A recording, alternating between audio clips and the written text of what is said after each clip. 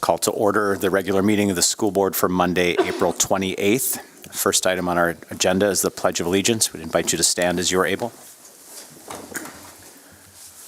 I pledge allegiance to the flag of the United States of America and to the republic for which it stands, one nation, under God, indivisible, with liberty and justice for all.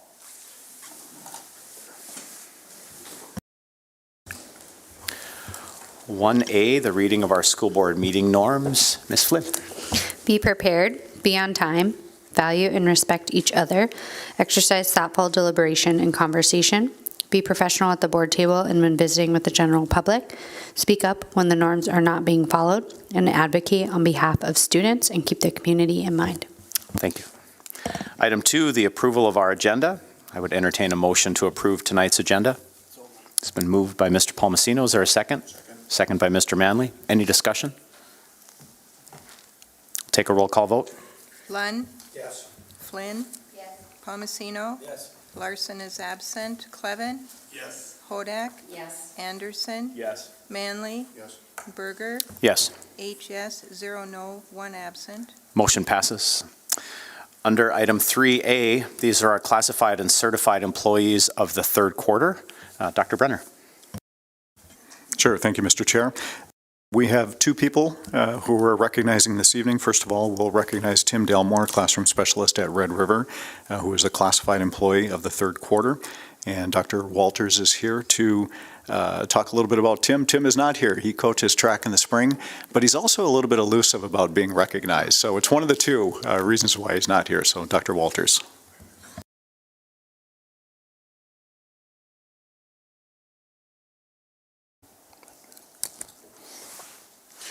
Mr. Berger, members of the board, thanks for allowing me to be here. It is my pleasure to introduce Tim Delmore as a classified employee of the quarter. I had to get some notes from Dr. Harrison as he wasn't able to be here, so he asked me if I could fill in. I said, sure, let me know. And if anybody knows Tim, he's been around for a long time. Tim is a one-of-a-kind person. Last week when we introduced him to the staff with the award, Dr. Harrison used the expression of the Swiss Army knife of Red River High School, because there isn't anything in our building that Tim hasn't been involved with in some way, shape, or form. He's a one-of-a-kind person that is heart as big as this room. He's been in education for the past 49 years. He retired 9 years ago, but if you know Tim, I think the joke is he's retired 3 or 4 times now, as it's all been said and done. He hasn't left the district yet. Since his retirement, he's done numerous things for Grand Forks schools, whether it's online schooling during COVID, long-term subbing in various locations throughout the district, and then the last 2 years, he's been our classified specialist at Red River High School. And every morning he shows up at 7:30 in the morning. First thing he does, he says to Buffy, who am I today and what am I teaching today? And then she gives him his classroom assignments for the day, and Tim goes about his business, and he'll stop in at lunch and say, you guys need me anywhere? What can I help you with? So always willing to do that. He shared with Dr. Harrison the other day that he's lost 7 pounds this year from the steps he's put in, going from classroom to classroom. So Tim does it all, and we're honored to have him there. Other things he does for us, he's also helps supervise our NDCDE students and their tests. So he's their proctor, unlocks the tests. It's very common at 8 in the morning when Tim's standing there with us, Mr. Delmore, what time can I come take my test? So, and he's willing to be flexible with his schedule to do that with them. If he doesn't have any of those assignments or we don't need him as a sub, you can find him in a special ed room, you can find him in our intervention room or a resource room, or asking us in the office or the office ladies what he can do to help. And then like Dr. Brenner said, part of the reason Tim isn't here tonight is he's still involved with track. Our students and staff know that whether it's related to the building or anything with activities, Tim is going to be the one that's going to be willing to help. He's been already inducted into our Hall of Fame as a coach, and he still is out there every day doing everything he can to help kids make sure they have anything they need to be successful, whether it's in the classroom or at practices. The students of Red River and our staff, I will say our staff as well, are so fortunate to be able to work with him as a teacher, mentor, and a coach, and we couldn't be more proud of him. I can't think of anybody that's more deserving for the Classified Employee of the Month than Mr. Tim Delmore.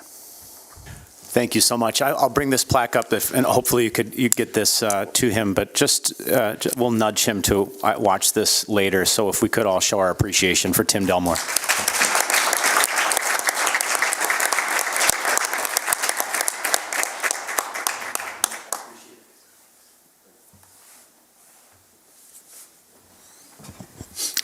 Next up, we have our certified employee of the quarter, Teresa Ostgarden, who is a Title I coordinator at South Middle School, and she is going to be introduced by Mr. Travis Neal, principal at South Middle School.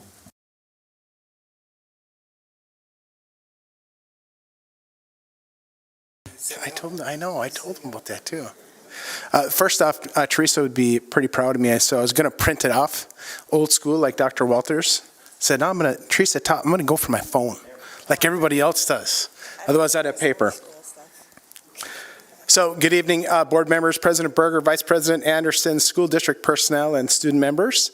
My name is Travis Neal, and I'm the proud principal at South Middle School, and I'm ecstatic to recognize Teresa Ostgarden, a dedicated middle school leader, as the Certified Employee of the Quarter Award recipient for Grand Forks Public Schools. Known for her unwavering commitment to excellence in education, Teresa consistently goes above and beyond in fulfilling all of her responsibilities. For the past 3 years at South, Teresa has demonstrated a deep commitment to students, staff, and families by building strong, meaningful relationships and always going the extra mile. And I truly mean that when I say that, going the extra mile. When things need to get done, Teresa is always there and willing to support. A true jack of all trades, Teresa brings remarkable versatility to her role, stepping in wherever needed and wearing many hats with ease and enthusiasm. Whether leading staff PD, compiling data, organizing school events, helping students, fixing all of my mistakes, or offering any other support to fellow staff members. Teresa handles each task with skill and dedication. Her flexibility, resourcefulness, and can-do attitude make her an indispensable part of South. I know that I can always count on Teresa to meet challenges head-on and find creative solutions that benefit everybody. South Middle School is honored to celebrate Teresa as the Certified Employee of the Quarter, recognizing the outstanding contributions she makes every day to make the South community such a great place to be a part of. Congratulations, Teresa. And she wants to say a couple words. Thank you. Yeah, I can't do my job every day without my staff. My staff is amazing at South Middle School. Also, I have great mentorship under Travis Neal, so I want to give just a shout out to him for the last 3 years, kind of show me the ropes of how administration works and give me advice and also give me time to be honest and have hard conversations and sometimes vent, and he's always there to listen and not judge, so I appreciate that very much. So thank you for Travis, and thank you to my South staff for all the work they do for me. Thank you.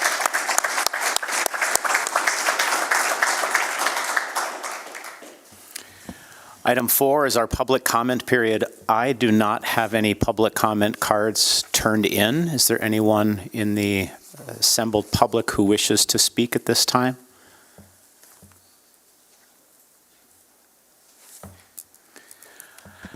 Under item 5A, K through 5 and 9 through 12, ELA curriculum resource adoption. This is under discussion for tonight. We'll turn it over to Amy Barch.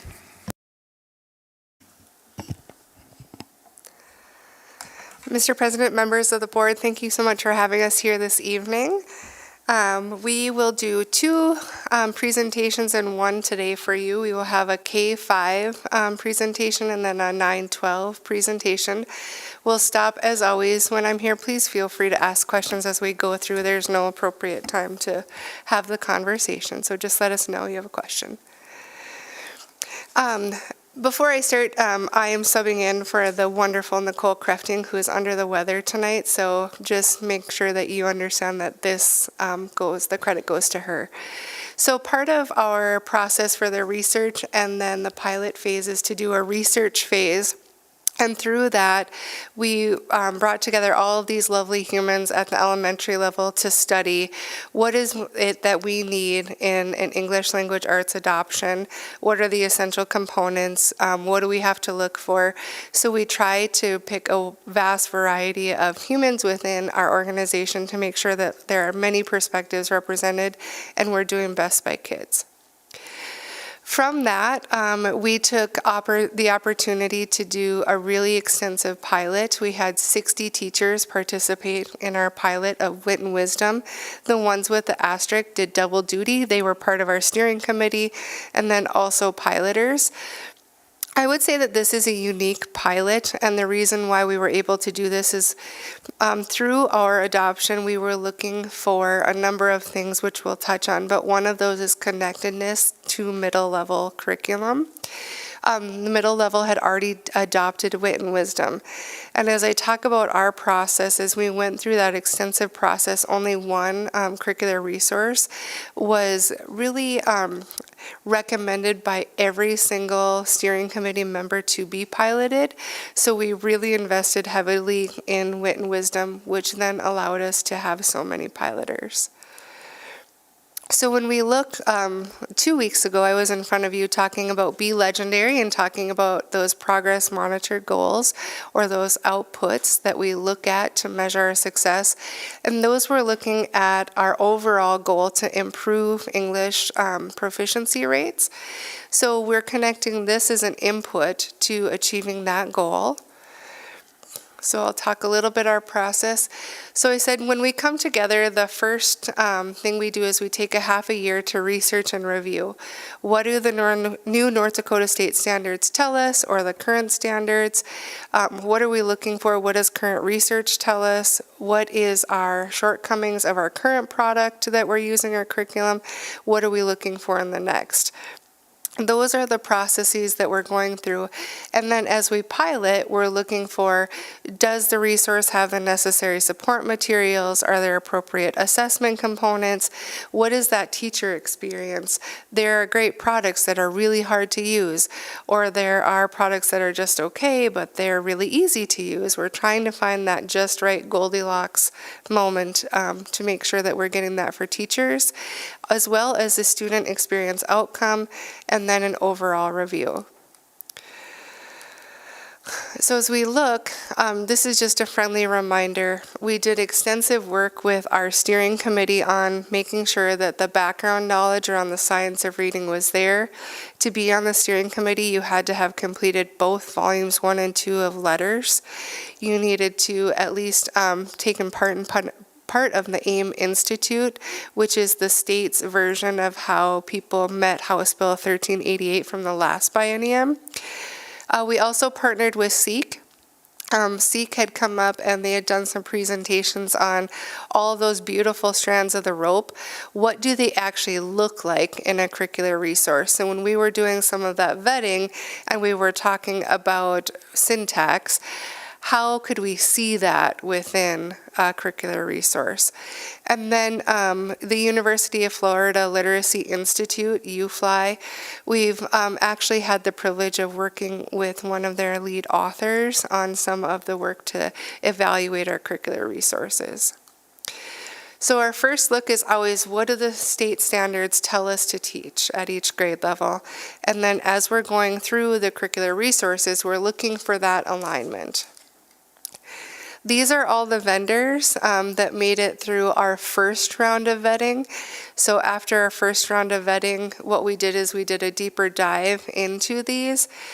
These are the ones where our representatives from SEEK, when they came up and did their presentation, they were saying, this is what decoding looks like in Wonders. This is what it looks like within Amplify CKLA.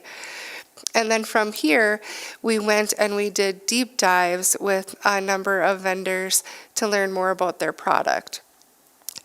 Once we did that, we landed kind of where I started this story, is Wit and Wisdom was the only product that had 100% support from the steering committee to pilot. The next one had under 50% support.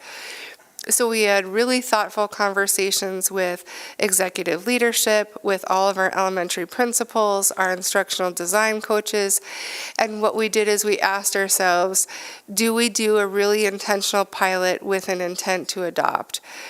So that's where we landed. We used some of our CLSD grant dollars to have our coaches take part in a Wit and Wisdom leadership cohort, which we talked about last time.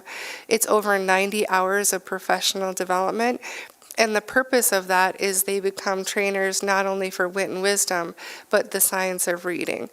So if you approve in 2 weeks this adoption, really we have 11 people at the elementary positioned to actually do all of the training and onboarding for our teachers.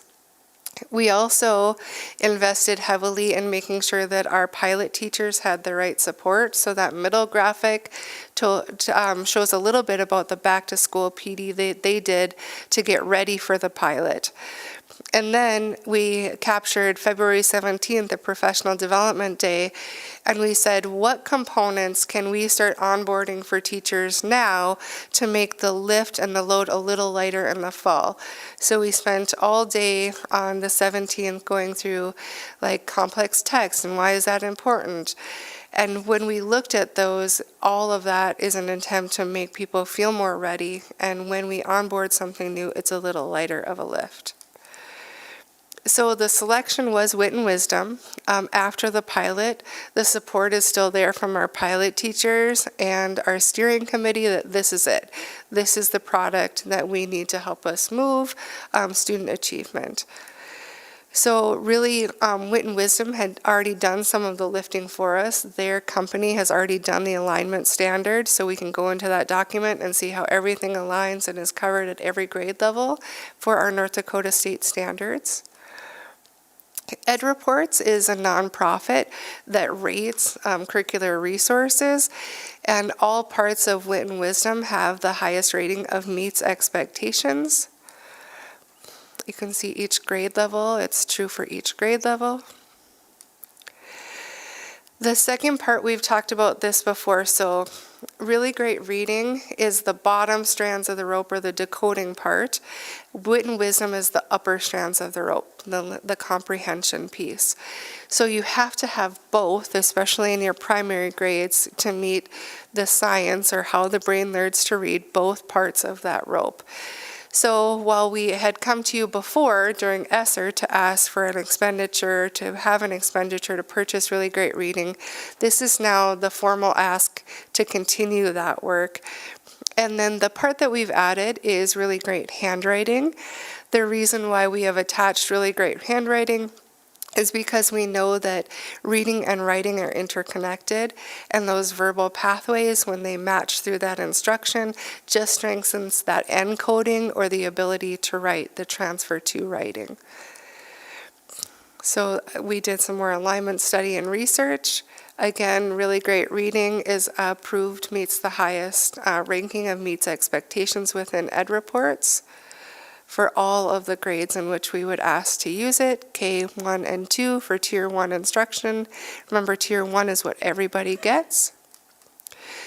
So here is the ask, the expenditure ask for Wit and Wisdom. The initial onboarding is more expensive, and the reason for that is you're buying all of the core text. So Wit and Wisdom is novel, picture book based, so you'll see all the places I can go, you'll see Bud Not Buddy, and that initial investment is to buy all of those core text. And then the ongoing investment is threefold. One, it's the student consumables, like the student workbooks. It's also the student digital access, and then the teacher online digital access. So the Wit and Wisdom per year, I have the student breakdown cost. So year 1 is a heavier lift of $93.86, but then years 2 through 7, the total cost is $31.95 per student per year. Really great handwriting and really great reading. Initial investment is the same as the ongoing, so it's $72,628 a year for a total of $38.50 per student per year. And so you can see your total investment is $1.57376.7.5 million. So before I turn it over to my fabulous colleagues at the secondary or high school level, are there any questions or wonderings that you have about the curriculum or our process? Any questions at this point? Dr. Lund? And you can maybe answer this after the secondary if you want to. And you could probably talk on this for 5 hours, but you don't have to. Just briefly, could you explain to me and the rest of us a little bit, how do we tie ELA from elementary to middle to high school? How do those, because sometimes they're islands of themselves, but I know there's a ton of collaboration even among elementary and middle, and just briefly explain that to us. So that's why we came to you a few years ago with an asked for an expenditure for ESSER dollars is because that was the biggest gap was middle school. They didn't have a curricular resource, or they didn't have the core text to teach English language arts. So what we're trying to do now is kind of a backwards map, and we started with middle school, picked a really high quality resource, and now looked at how does that fit into, or if it would fit into elementary. And well, it wasn't by chance, right? It was by design too. We wanted to go through an authentic process, not just say, we picked Wit and Wisdom, aren't you so happy? We wanted to give teachers voice and choice in that adoption and that recommendation for you. So right now, what we'll have is we'll have a K-8 consistency with a curricular resource. The variance in there is always the art of teaching. And so now we have to look at how do we provide professional development. So there's still the art of teaching, but there's also the science of teaching in what we do. So in how we execute Tier 1 instruction, how we provide interventions that more time and support, all of those are going to be our work for the next several years and getting really clear, really concise on that. And then high school takes a stance where they're not necessarily learning how to read anymore, but they're learning how do I consume text, how do I take that and put it with what I already know, and then how do I think critically about world issues and apply it to those things and how I move forward as a human. So Andrea and Mary will both talk a little bit about what they're proposing. Because Dr. Lund, you're exactly right. It's a little different when you get to the high school, but there has to be continuity and consistency throughout, even though there's differences. Other questions on the K through 5? Yes, Ms. Flynn. I have a comment and then a question. Just looking at the sheer amount of people that had hands in this is impressive, and I think sometimes we take for granted when you come here and you're just like, it's this much money that, it's hard to that dollar amount is hard. But I mean, the extensive process that goes into, we are finding resources that are going to make the experience of our students continually better. I just appreciate that so much from that committee, and echo that for likely high school too. So my other question is kind of a silly one, but I don't know where it fits in here, but what the heck happens to cursive? Because I hear all these things about, are we doing cursive? Are we not? Does it fit in academically? So as a curious parent, I'm just curious about that. Good question. So thank you for your kind comments, and all of those people put in hours above and beyond their contract, so I appreciate you taking time to acknowledge them. Cursive is still alive and well. So cursive right now lives at 3rd grade, and we have been using a product called Handwriting Without Tears. It's part of the Learning Without Tears suite. However, the decision was made to not continue because the verbal pathways and the introduction of the letter scope and sequence does not align with really great reading, so it causes confusion for our most tangled learners. So when we think about the transition to really great reading, that's because as the letter is introduced, we're also introducing the verbal pathways for the formation. So that'll be a step in the right direction for us. Cursive will move to 2nd grade with really great reading. So 2 years of manuscript, and then 2nd grade will move to cursive. So this year will be a catch-up year if you adopt. Coming up next year, we will actually have 2nd and 3rd grade learning cursive simultaneously. Other questions? Mr. Clevin. One is, by the way, you've put a new word in my vernacular. I use the phrase wondering constantly now. Oh, good. So thank you for that. This is obviously a purchased curriculum product. Not saying we should, but could we do without? And that's merely a question of curiosity. I'm not trying to imply this is not money well spent. No. So can you create your own curriculum? The answer is yes, and you'll see that demonstrated in about 32 seconds here.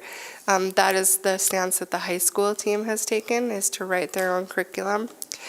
I think what's different at the elementary level is when you're trying to interweave those foundational skills with the skill to actually read or consume text, it's very difficult to find a scope and sequence. Do we have brilliant teachers in our system that could do it? Yes, but when? When would they do that work? And even if they wanted to do it as a summer project, it would be many people over many summers to create a product like this. And I would expect or assume that a standard curriculum standardizes the instruction, so all the kids are generally getting the same thing, and that sounds like a positive. Correct. So it falls into guaranteed and viable. So when we think about high reliability schools and we think about guaranteed and viable, that's level 3. Level 2 is effective instruction in every classroom. And I really believe that Dr. Marzano designed the framework that way because you still have to have the art of teaching. I know many people predict AI will take over in a decade. I'm not there yet. I'm not a believer. I don't have cause to believe because I see the instructional shifts that teachers make every day to make a curriculum come alive. I haven't experienced that with AI yet. So. Well, I think you had me at guaranteed and viable. Okay. Like that resonates. And then last just comment, love the encouragement of handwriting. I mentor engineers at work and I'm always telling them, write it down. Sketch it out, because the act of sketching seems to make things stick. And I read something the other day, they did a brain scan of kids writing or kids typing, and one was super active, one was not active. So these are kind of empirical observations I have, but I do appreciate the handwriting component. No, you're right on. I just read a research article about the difference between reading on screen and reading a text, and the same with handwriting. So you're right on. Dr. Glatch, and then I believe Dr. Brenner. So please go ahead. Yeah, first of all, I appreciate you getting nerdy over there, Jay. That was well said and very true. So thanks for the warning. So to comment on the curriculum, I've shared this with Amy, I've shared this with Matt, and in other settings. I have been in this business a long time, and I don't, I know guaranteed and viable, I know the rationale behind it. I've never really been excited about a curriculum like I am about wit and wisdom. And the reason is because what I've seen at the middle level is not just the rich content, is not just the science-based, but it's paired with instructional strategies that allow all kids access. All kids access. And you've heard us talk about AVID programming, advancement via individual determination. A lot of the strategies within the Wit and Wisdom curriculum really align with and overlap with those strategies. It's about collaboration, it's about deconstructing. And so I'm just really excited when we talk about our test scores and changing the Be Legendary trajectory. I'm really convinced that once these curricula meet in the middle, we are going to see some exponential gains. It's really fascinating. The other thing that's fascinating, and I know we have a long agenda tonight, but it's worth commenting, is we've been doing instructional rounds at the elementary level, watching teachers teach the reading, really great reading, and breaking down phonetical sounds and the ways students engage. It's unbelievable. I told Amy it's like watching magic. If any human being in our country walked into any one of our elementary classrooms and saw the magic that those teachers do in teaching kids how to read, it is absolutely phenomenal. And the reason we're there is because of the science of reading. We know better now. We know what works. And I'm really just excited about it. And there's no price tag on teaching somebody to read. I mean, if you think about the literal price tag for kids who don't learn how over the course of their lifetime, $1.5 million, nothing. Others? All right, we'll move ahead then to the high school steering committee. Yes, okay. Thank you. I will introduce you to the wonderful Andrea Altapeter and Mary Drum. They are going to be the representatives for the high school team that did the work on their curriculum adoption proposal. All right, Mr. President, members of the board, thank you for allowing us to come and share the high school ELA process. You'll see that there are a lot of similarities, but also quite a few differences as well. Just as we get to 9-12, things do shift a little bit. So similar to elementary, we put together a steering committee of our core content teachers, 9 through 12, at all 3 of our campuses to make sure that we had representation of all teachers' grade levels, so that as we move forward and looked at different curricular resources and materials, that we had strong viewpoints and represented pretty much everybody. Similar to elementary, we also have the same Be Legendary goal. So we've been talking a lot about what proficiency looks like and how do we help students grow with that. So, very similar again with the resources that would support best student outcomes. So our pilot and research process, again, was similar but also different. So we, as a committee, came together and we looked at several different companies. What we learned and what we noticed is that K through 8 has had quite a push for the science of reading aligned resources with knowledge building curriculums, but when you get to high school, it kind of goes back to probably what we've all were familiar with the anthologies, the intro courses, the survey courses. So as we were going through those resources, we all kind of had that epiphany of like, this is really the same as what we currently have, except now there's more online components, maybe more consumable workbooks.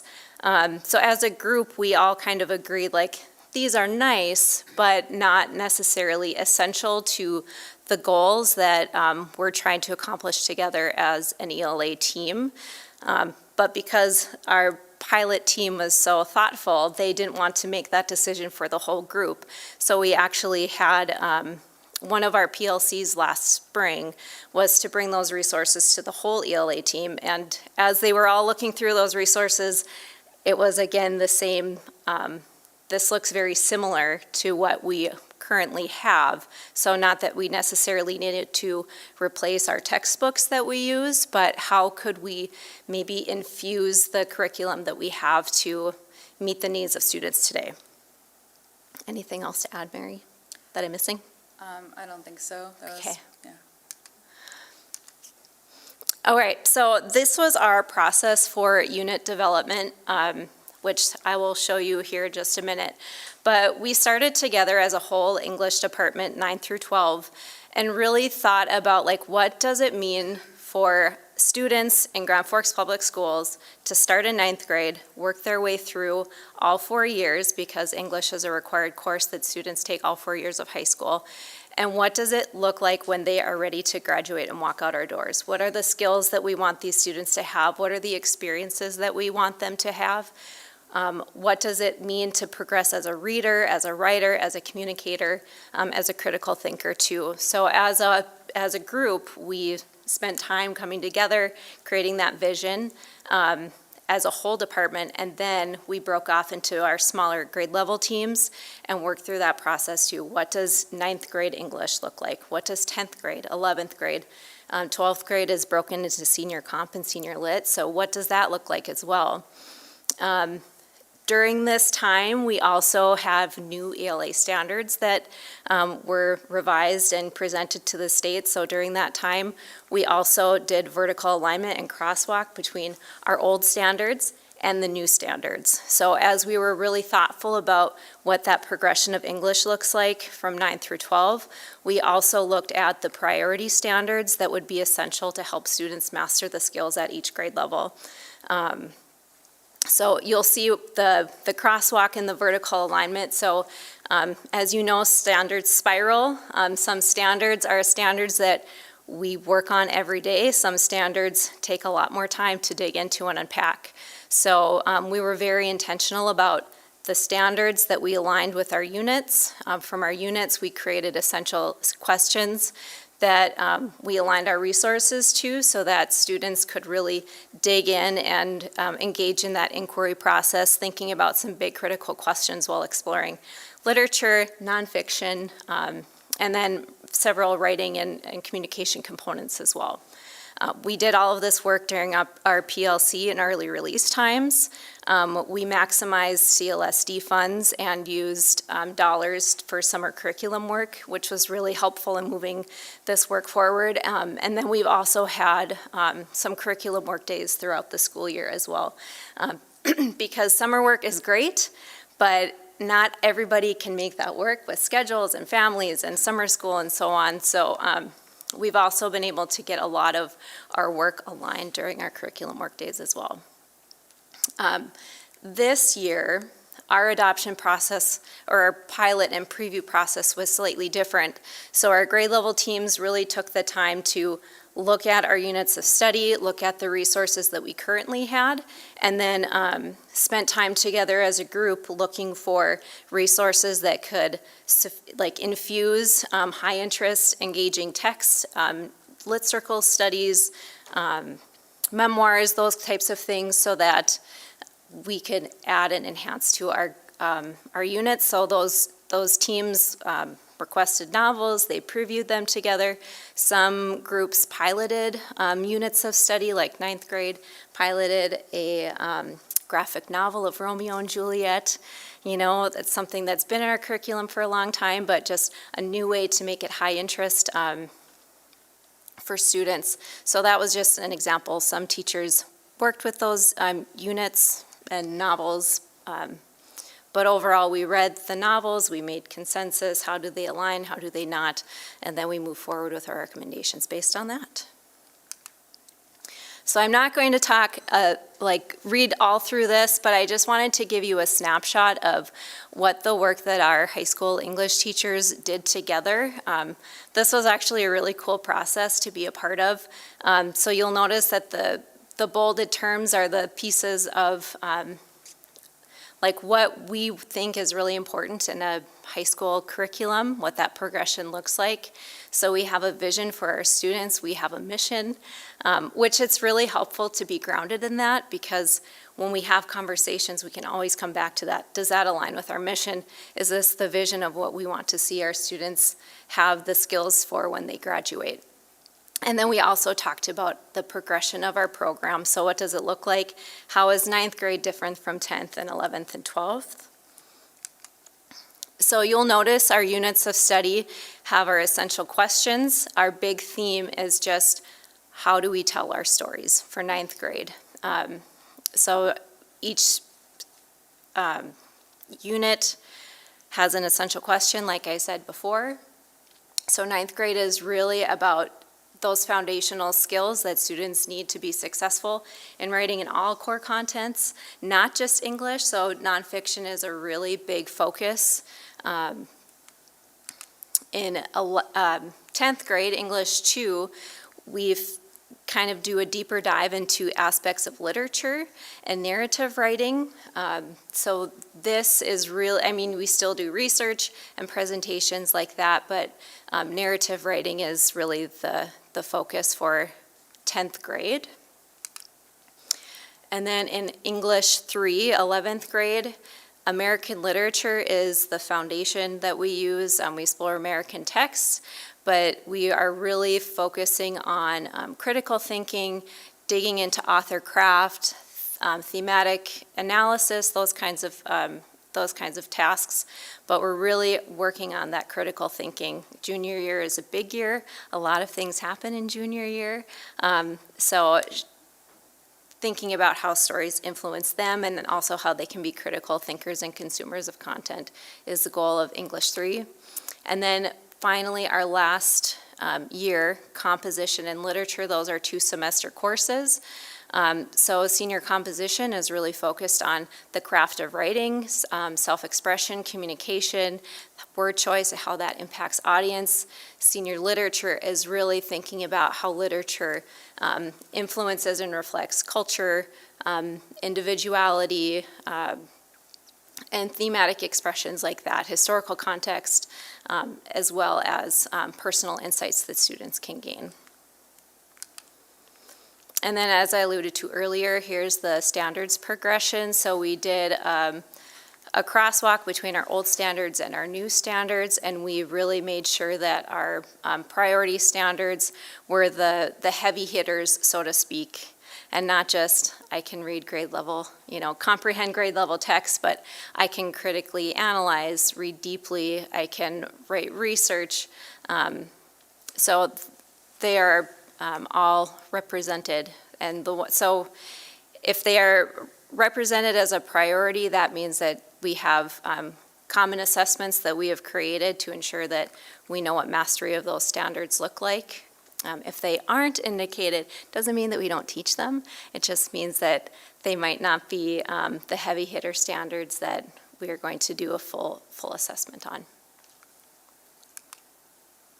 So for our adoption, the selections that we are asking for, we are updating our textbooks for writing instruction because we know how important it is to have consistent writing instruction from 9 through 12. We're also looking for a replenishment of our anchor texts that we currently have in the curriculum. Those are texts that all students read. We've done a lot of work between campuses when we talk about anchor texts and like what is a common experience that all students in 9th grade will have in Grand Forks Public Schools, regardless if they go to Central or Red River or community. We're also asking for some additional novels in verse, memoirs and high-interest novels for literature circles to build in some more student choice. So it's great to have all-class novels, but it's also really powerful when students have choice in what they are able to read and then have common discussion. So even though we read different things, we can still talk about some of the same themes and background knowledge and things of that nature.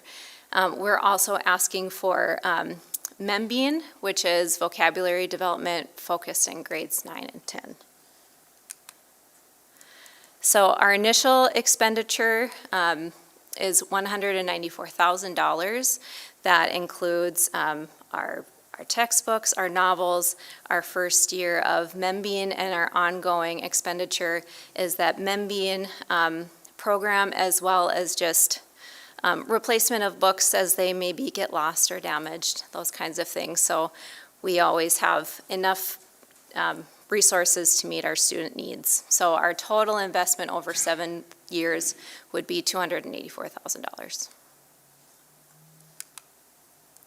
If you have any questions. Questions on this high school proposal from board members? Yes, Dr. Hodak. I want to congratulate you because when I started going through this, it was just wonderful. The old English teacher who started in 1980 did not have what you all have and the accessibility. I want to congratulate you for doing the deep dive into the curriculums that are out there and also having the courage to say no. We're going to stand up for ours and what we know. Also, the fact that you work together for those three, and then the consistency that I'm seeing between the width and the wisdom and the reading, and it's just growing together. It'll be exciting to watch our scores, our test scores, as our students get this, but I just need to congratulate you, and I can tell you right now, this old English teacher will be supporting this 100%. Thank you. Thank you. Others? Mr. Clevin? The 7-year duration is common.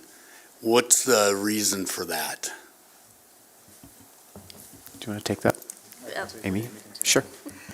It's just the companies usually want no more than a 7-year commitment. One, it's their cycle to distribute new materials, right? It's kind of like when you buy a new tablet and you get the new tablet and the new operating system's a little slower on the old guy. And then you also get to buy the new adapters and plugins. Curriculum companies are no different, right? They're always upping their game and reflecting. So 7 years, 7 years is common. 10 would be less common but acceptable, but you find yourselves in those wonky areas of not having the appropriate resources to match the new research. Others? Dr. Lund?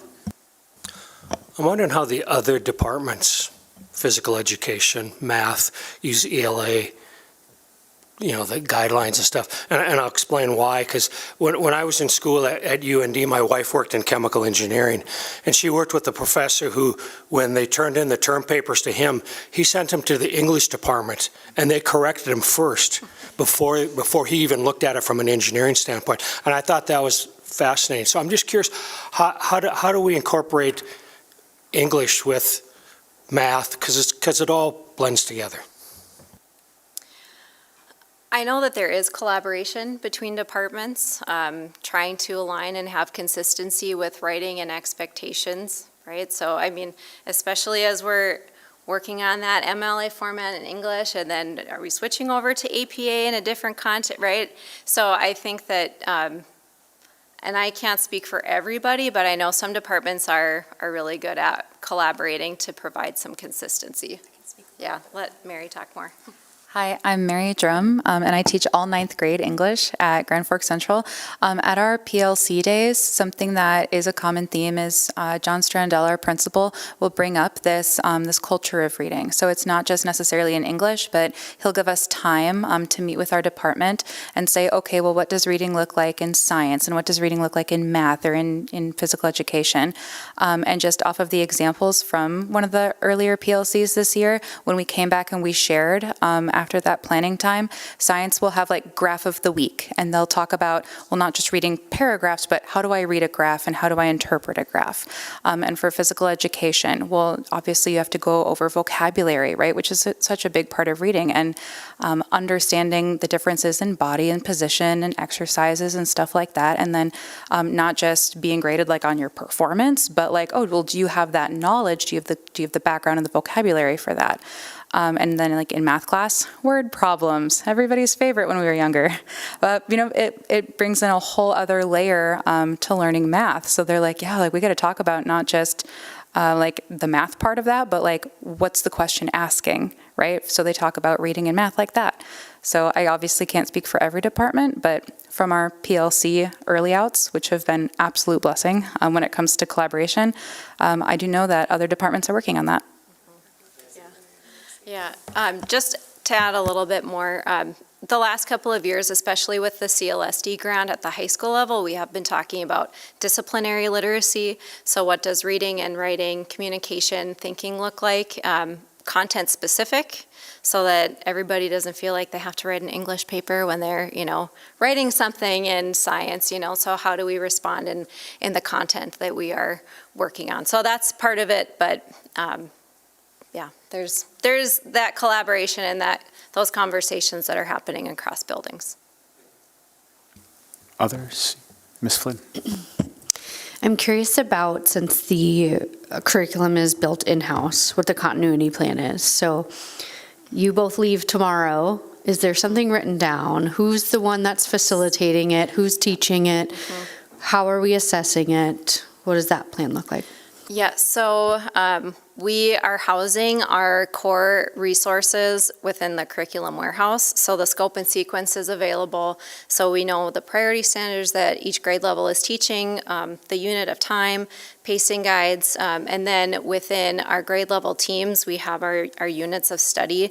So that's kind of that tight and loose, like what is tight, what is consistency for that guaranteed and viable piece. So we have our resources, our essential questions, our standards that we are teaching within that unit, what are our formative assessments at the end, and then as we kind of split away from district level PLC, where all of our English teachers are coming together to do some of that day-to-day work within our building level PLCs, so that you can have those discussions of what is the needs of our students in our building, but we're still working towards the same goal and still working towards proficiency. So that has been a really big conversation the last couple of years, that shift from teaching in isolation to teaching collaboratively.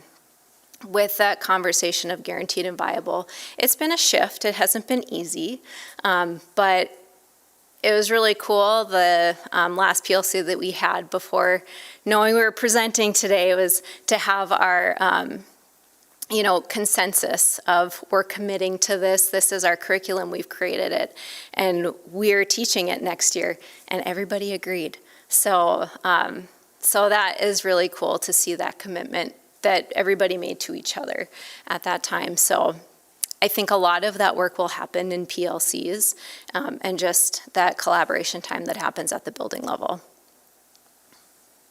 Miss Michaela Skinny, do you have something? Yes.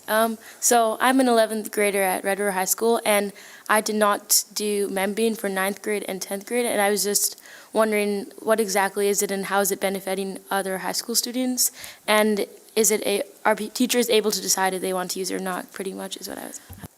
So I'm going to answer part of your question, and then I'm going to let Mary talk to the other part. So part of the CLSD grant was piloting resources and materials. So for the last, I would say a couple of years, the CLSD grant has been something that we used to purchase Membean. So because it was a grant and the grant wasn't able to purchase a curriculum, right, because we don't want to supplant, it was optional.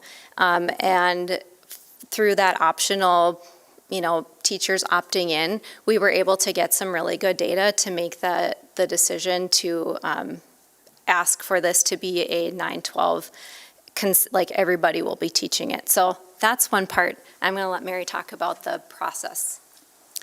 Nice Membean word, supplant as well. I believe that's early level too. So I immediately jumped on board with Membean when we started. And first of all, Membean would be academic vocabulary and practical vocabulary that teenagers would need to move from that, like that child vocabulary into the vernacular you need as an adult, especially somebody who is college bound or going into a career where it could be reading heavy. So words like turbulent or impertinent or behest, right? Like words that we don't commonly use in everyday casual conversation, but words that you absolutely need to know if you are leveling up text-wise, especially like senior level and collegiate text. You're increasing your lexile levels and you're increasing your writing vocabulary.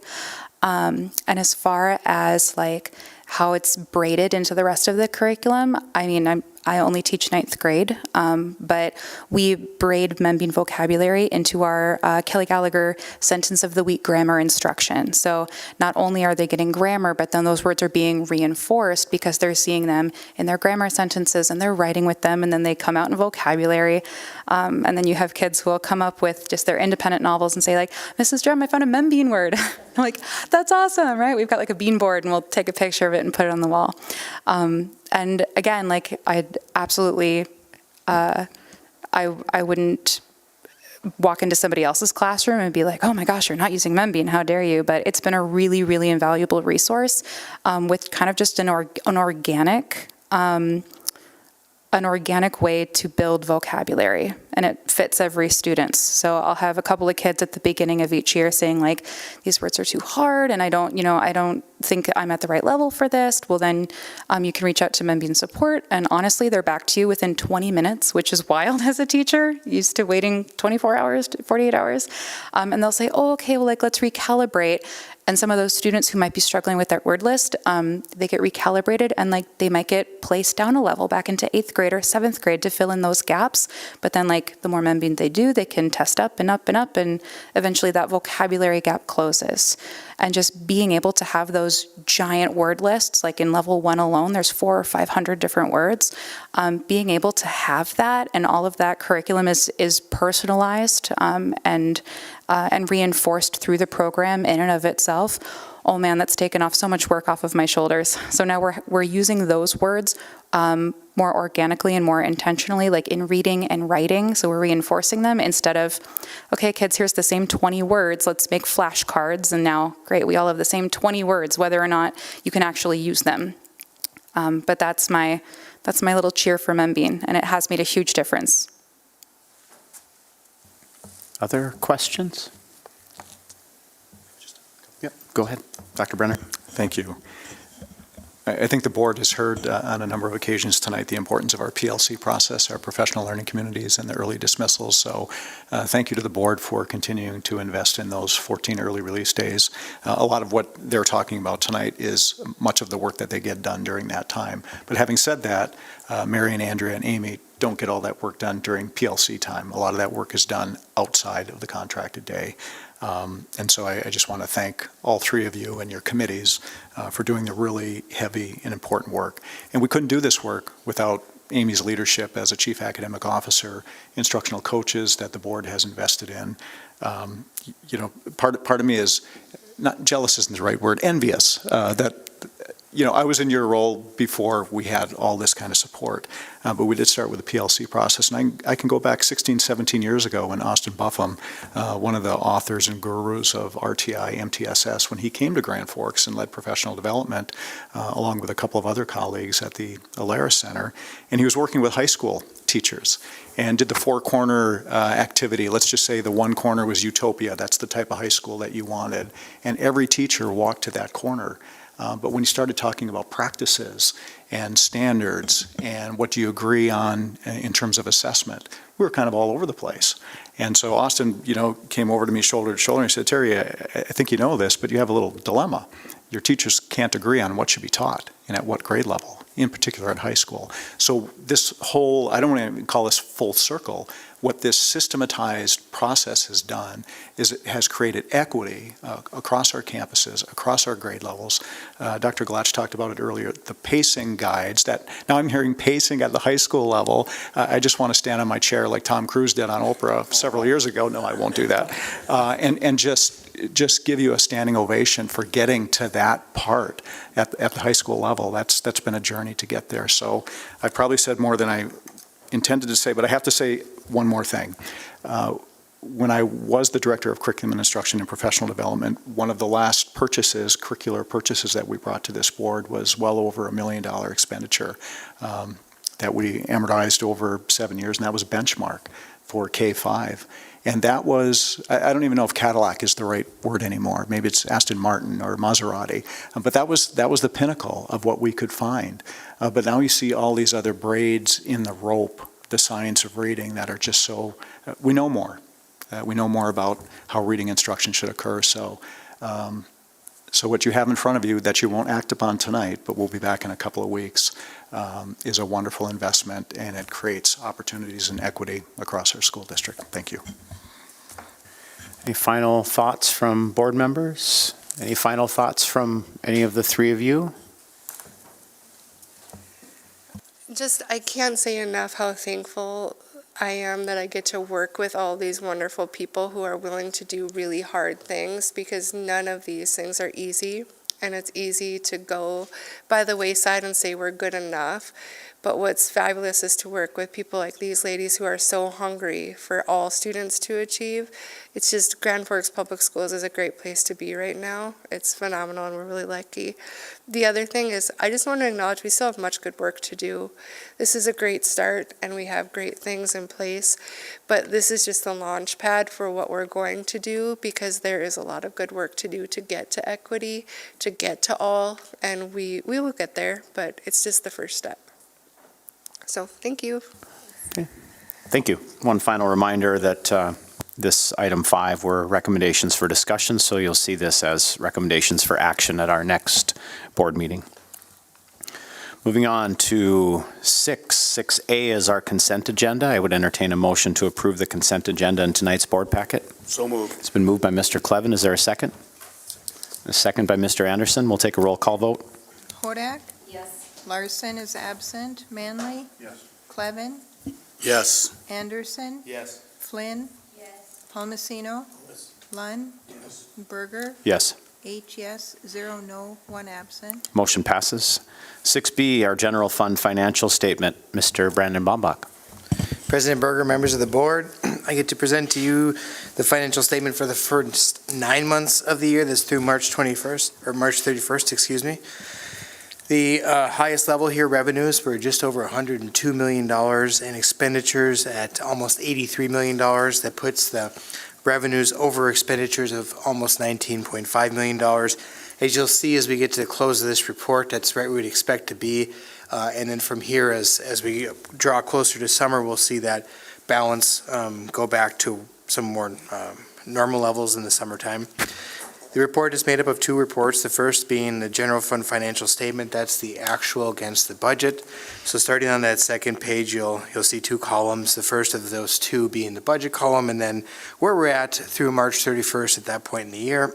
The first page of that is a summary, and you can see that all revenues were just sitting about 79% of all budgeted revenues, whereas expenditures are about 64% of budgeted expenditures.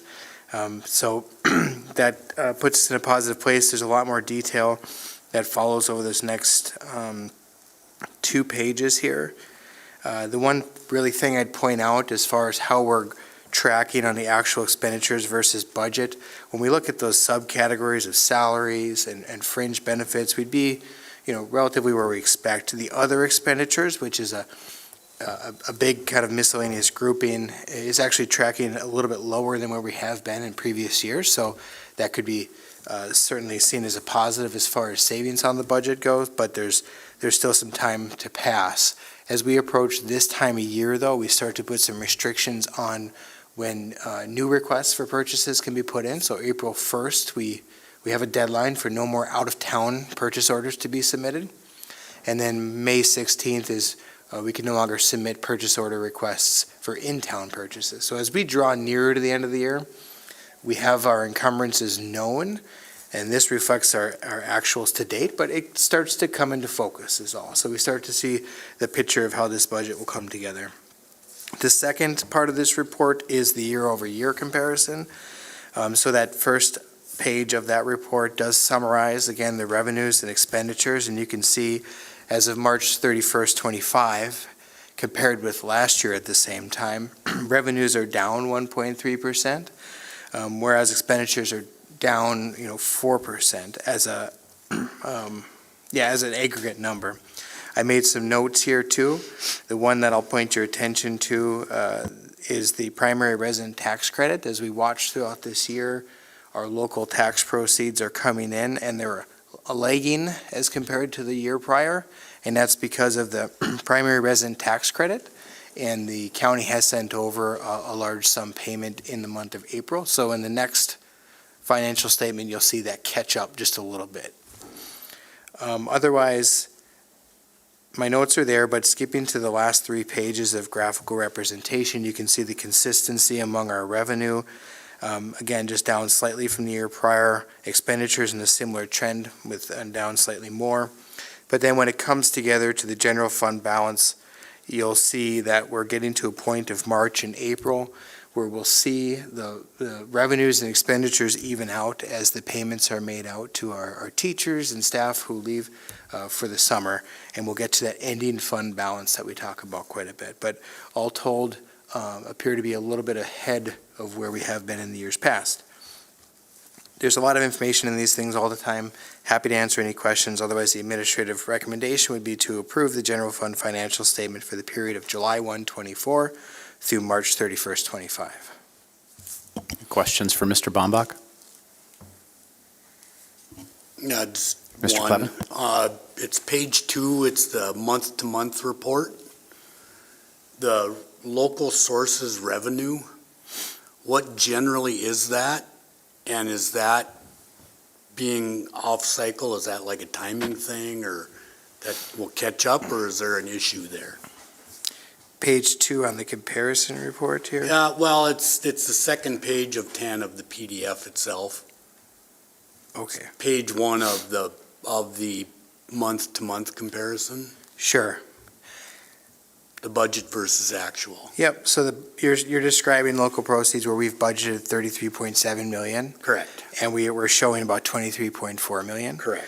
Yep. Great question. So local sources, at the bottom of that same page, it starts getting a little more detail. The bulk of those are attributed to the property taxes, which is related to the comment I made too, where it's been lagging a little bit, but it's going to hop back up here in April with the primary resident tax credit. You can see there's other things in here, though, associated with local sources, including the impact aid that comes from District 140 to District 1. That always happens at the very end of the year. So, for example, that single transaction is 3.25 million. And there's other explanation within there, too. That does it. Thank you. Other questions for Mr. Bombach? I would seek a motion to approve the general fund financial statement for the period of July 1, 2024 through March 31, 2025. It's been moved by Mr. Palmasino and a second by Mr. Manley. Any discussion?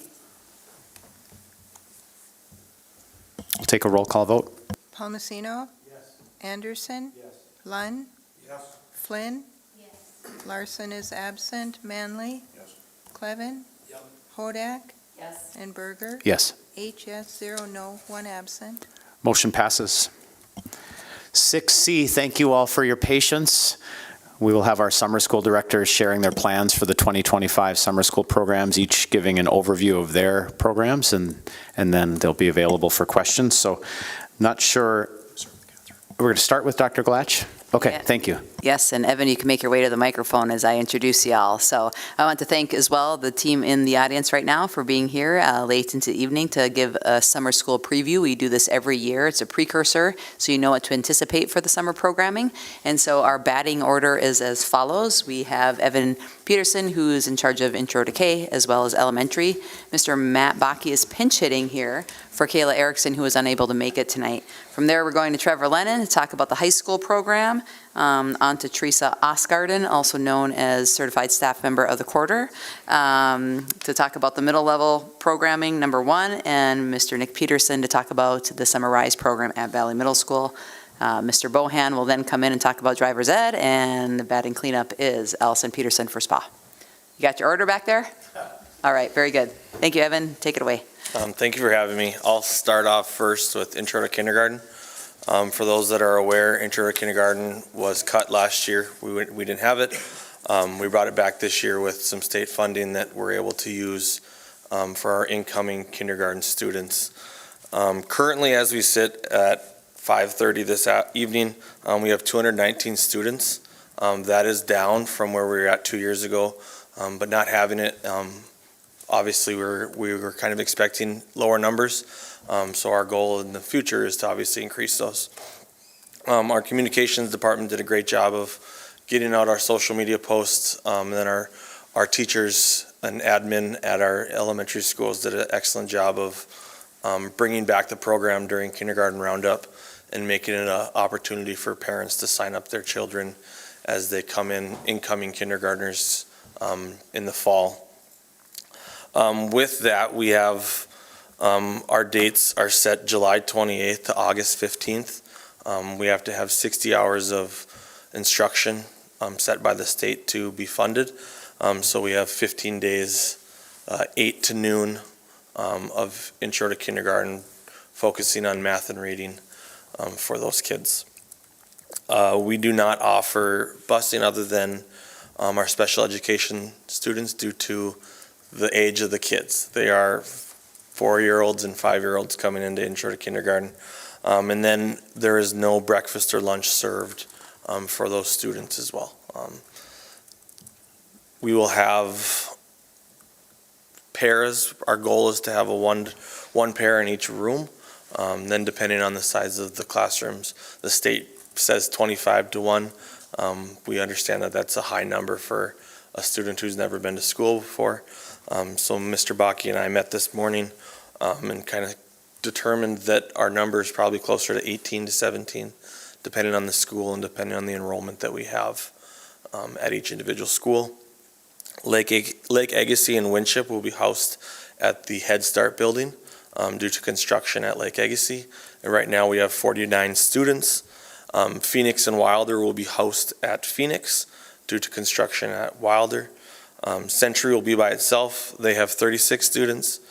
Discovery and Kelly will be housed at Discovery Elementary. We have 71 students there. Viking will be by itself at Viking Elementary with 18 students. Ben Franklin and Lewis and Clark will be housed at Ben Franklin, and they have 18 students. And then Twining is out by itself with 9 students. Are there any questions about Intro to Kindergarten? Questions for Mr. Peterson? I just have one. You spoke of a year gap without having this program and now securing some funds. We're appreciative of that. What does the medium-term landscape look like? Can we expect that we've got a solution? Can we look past this year if someone can answer what we might expect going forward? Thank you, President Berger, members of the board. I would anticipate that the state has jumped on board with the offering of this being a funded program within our summer school programming, and typically when that happens, we see that the longevity of that continue moving forward. And so we're excited about this opportunity to be able to put it into our funding formula and seek that reimbursement through this avenue. And so One change, though, that you've seen as a result of that is the additional time. Previously, Intro to K was not offered to this extent of the 60 hours. And so to get that reimbursement, we have to meet those hour requirements. The other hurdle and challenge that we have, but also at the same time is a positive and success we want to celebrate, is all the work going on at all of our school buildings. That has presented in the summer, that time frame to get all of that work done in a short 3-month period, which really isn't a total of 3 months, but there's a lot of work to be done in that summer, and so it displaces some students into different buildings, and that presents a challenge at that point for some of that. But knowing that this is a long-term or short-term problem, because we're going to have all of it done, as you'll hear later from Building and Grounds Director Elwine, about all of the great work being done, we anticipate being able to be back in our buildings in the future. So, Thank you. Any final questions for Mr. Peterson? Thank you. Okay, I'll move into summer school now. This is current kindergartners through current fourth graders. This program runs June 2nd to June 20th, so the Monday after school is out for 15 days. The same requirements by the state are 60 hours of instruction in math and reading. Contracted hours for our teachers, and I should have mentioned this for Intro to K, are the same.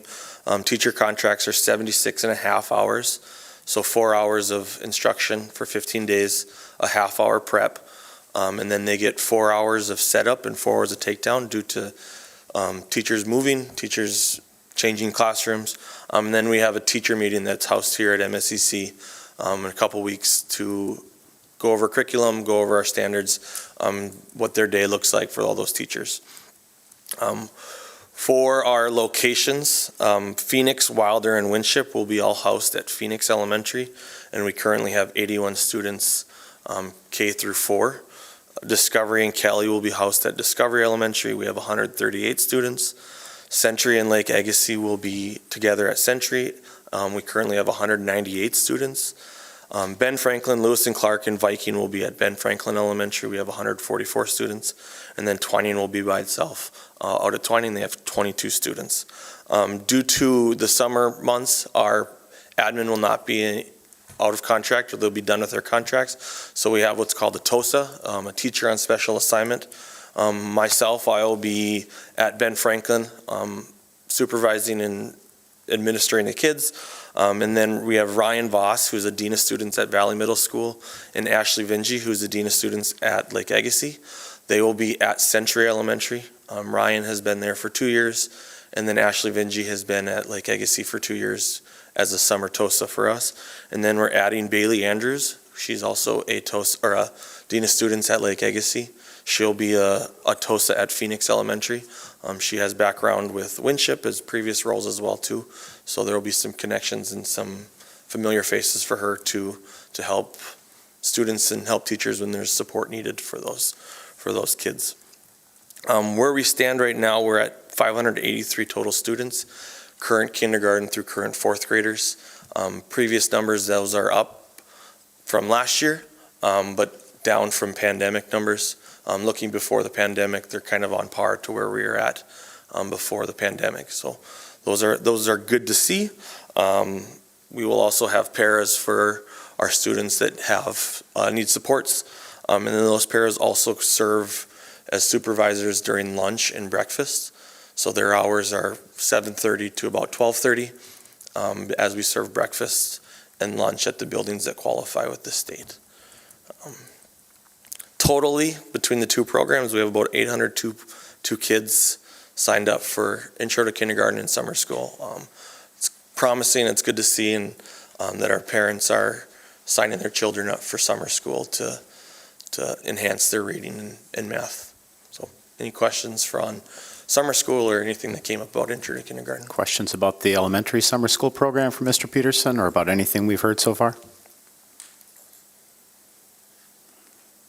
Okay. Right. Thank you for your time. Appreciate it. All right, I get the opportunity to present on Encore. Oh, I thought it was on. Thank you very much for saving me. Okay. Board President Berger and members of the board, I will present on Encore for Director Kayla Erickson, who is unable to make it this evening.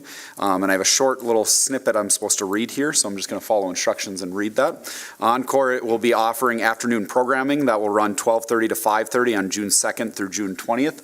So that falls in line with the elementary summer school. Lunch will be served that day, or on those days, from 12 to 12:30.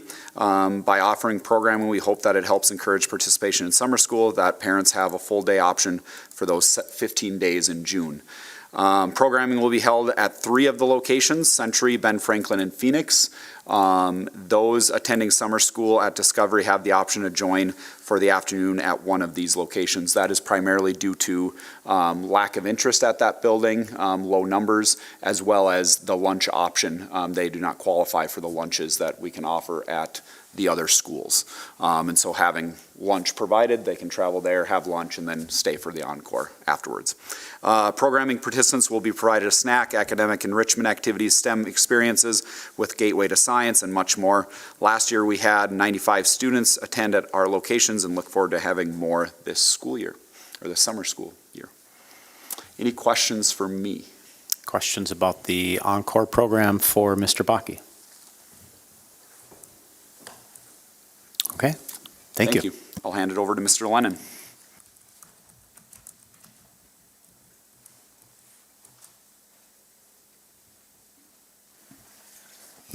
Is this on? Okay.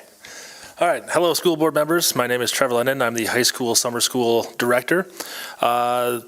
Again, this year, summer school for high school will take place at Red River High School and run from Monday, June 2nd through Wednesday, July 9th, with classes running from 7:45 a.m. to 12:25 p.m. There are 2 semesters to summer school, with the first semester spanning from June 2nd to June 18th, and the second semester from June 19th to July 9th.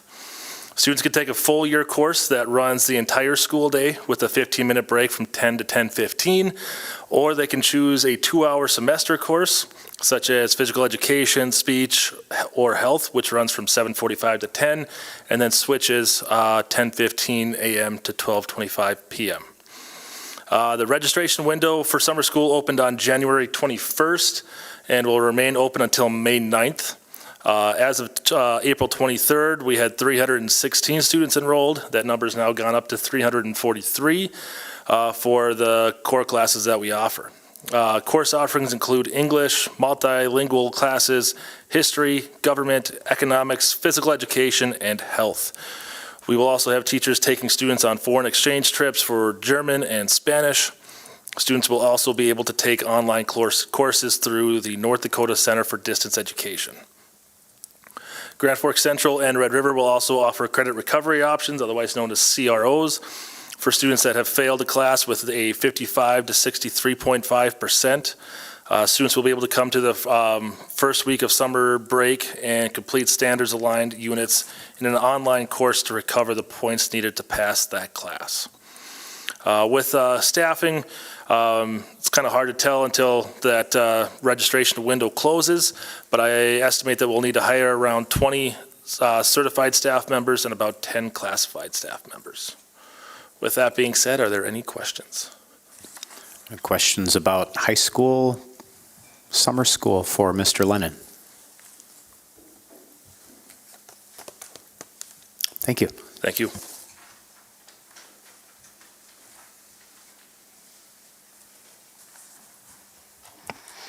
Good evening, ladies and gentlemen of the school board. My name is Teresa Oskern, and I'm the middle school summer school coordinator for this summer. I'm presenting information in regards to South Schrader in Twining tonight. Nick Peterson is my teacher of special assignments that will be in charge of the Summer Rise program, and he'll be representing Valley on their behalf. Our summer school this year will run from June 2nd to the 27th with ELA and math. You may notice that this is a 4-week instead of a 3-week program.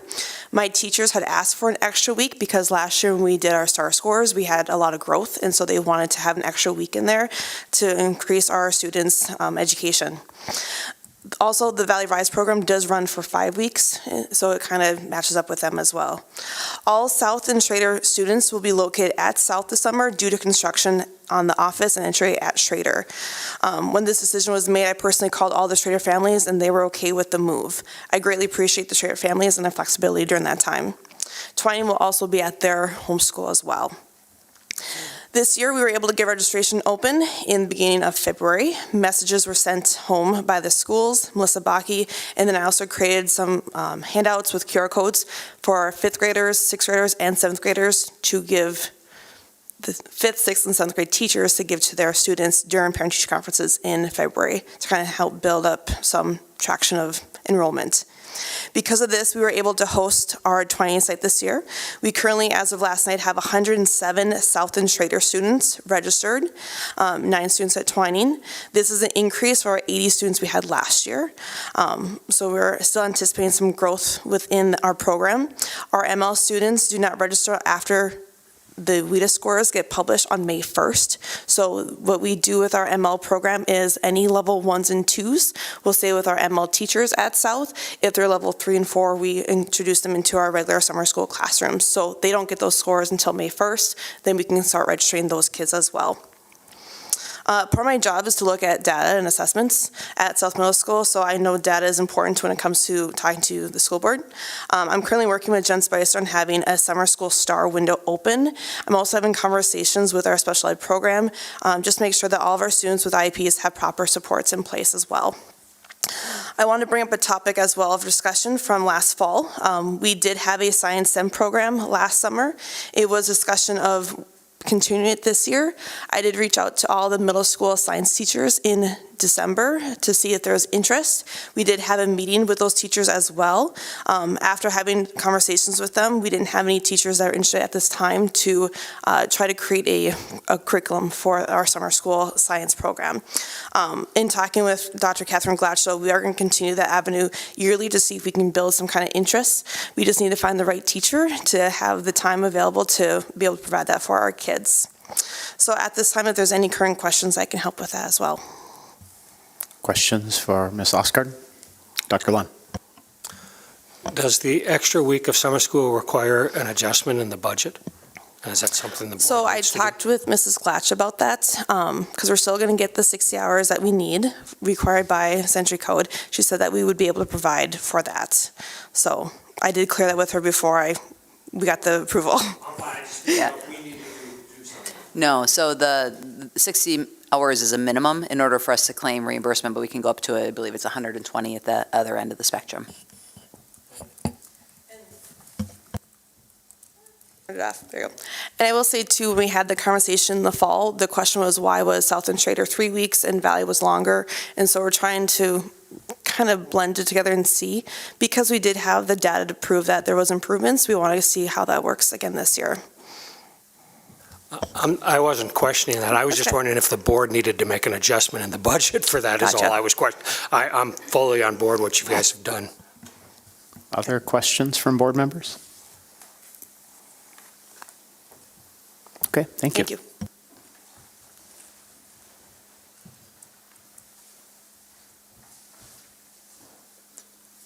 Good evening, ladies and gentlemen. Thank you for the opportunity to come and share out about RISE. And also, thank you to Teresa.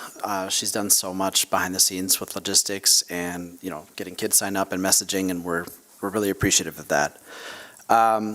Just to recap on RISE, so this comes from our Lavinia partnership that we've had for a few years, as a way to address CSI at Valley. Our RISE program has been a success for 2 years and continues to serve as a strong model for supporting students in both academic growth and confidence building over the summer. All of our curriculum is research-based and is geared towards preparing students for the next year.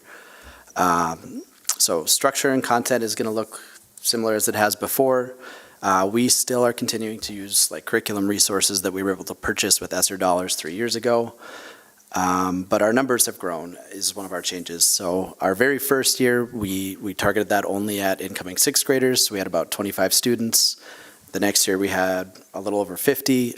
This year we're almost at 100. And another change will be that we're also hosting ML students at Valley as well. We've had conversations and partnerships already, so like Teresa said, those students aren't included in that number, but we've already had conversations about, depending on their levels, like how they can fit into that RISE structure in our day. We will continue to use our 5-week model, but kind of hearing from families, we tried to shrink our profile. As we've built our capacity, we have almost all of our teachers that have taught for the first 2 years coming back, so we've been able to shrink what we need from Lavinia in that partnership, from on-site coaches the first year to that week gap of synchronous training for all our teachers. And then this year we're going to do asynchronous training, meaning that we can start day and date with the other summer schools, run our 5-week program, and then be done before the 4th of July, which was pretty big for families. There's a lot of drop-off in attendance after that. So, yeah, I think that would be the biggest changes and, you know, consistencies that we have. Is there any questions about RISE in particular that you might have? Questions for this Mr. Peterson? Thank you. All right, thank you. As Mr. Bohan makes his way up, I want to share with the board, just in addition to the summer school K-8 program, many of you are familiar with what's called the Therapeutic Learning Center. And recently, meaning at the end of last week, a proposal came forward and we're looking to offer some summer programming there. So really what we'll be able to do is claim student average daily memberships in accordance, because they're all assigned to home schools. But our students there, we want to make sure that they continue learning, and there's going to be a literacy focus, but literacy and life skills focus, because many of our students are learning those life skills to help them navigate some of the stressors that are in front of them. So that's going to be a really important gap filler for our students at the TLC. You're up. Catherine, thank you for the baseball reference earlier. I'm going to see if I can drive in some runs right now. There we go. After which I hope Allie hits me home. Driver's Ed 2025 is ready to roll. We plan to serve right around 300 students. Again, as a reminder to the board, most Driver's Ed students are 14, 15, 16-year-old young people. Nearly all of them Grand Forks Public Schools students. Anticipate 17 instructors this summer for our 6-week program that operates in 3 2-week segments. We're planning very similar operation as we have in the past, including our arrangement with Rydell and Grand Forks Subaru to secure vehicles for Driver's Ed. Last thing I need to remind the board is last fall we did increase the fee. You might remember that conversation from the fall, from $300 per student to $350. Main reason being staffing costs. We have been implementing that change and all seems well. With that, any questions I may address? Questions for Mr. Bohan? Thank you.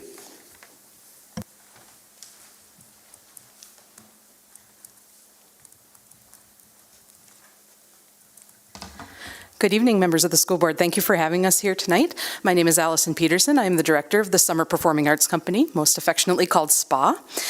Registration opened April 7th at 10 a.m.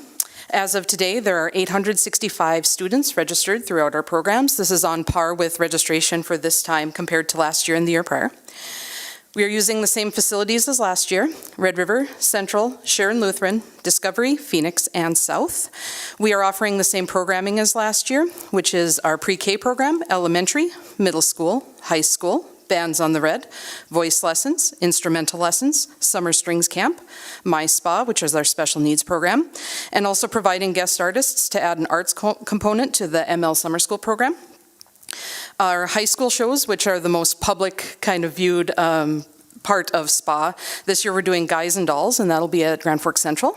We're doing the show All Shook Up, which is an Elvis Presley jukebox musical, and that'll be at Red River High School. There are 68 students currently enrolled whose families have requested financial assistance to date. They have varying requests of needs. Most of these families will have their registration fee reduced by up to 80%. Extreme hardship cases may have their fees waived entirely. And once again, this is made possible by our generous donors and grantors. And as I have mentioned before, we used to write grants and use a portion of our donations for expanded student opportunities and purchasing and maintaining tech equipment and tech needs for the productions. But now we've kind of had to shift to use those funds mainly for staffing and for other operating expenses. For example, Bands on the Red, My Spa, and the ML Guest Artists are all grant-funded programs. So all of these run solely by grants and donations. We did receive some happy news today. At 4 o'clock, I received an email from the Giving Hearts Day team. Giving Hearts Day is a big fundraising effort that SPA uses it's kind of our big fundraising push day. Once again, we got first in donor retention.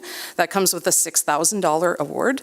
And we were first, there were 624 charities that participated in Giving Hearts Day, and we got first in donor retention, second year in a row. So that is a testament to the awesome donor base that we have, and it really shows what a supportive community we have.